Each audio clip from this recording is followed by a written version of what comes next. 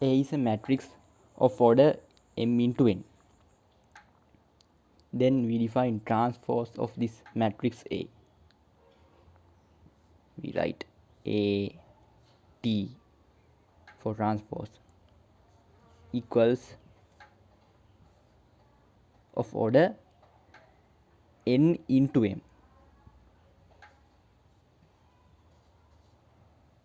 Also Ji, not Ij. For an example, if we get a matrix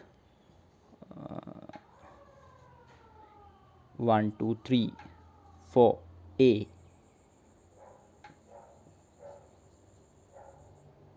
the transpose of A becomes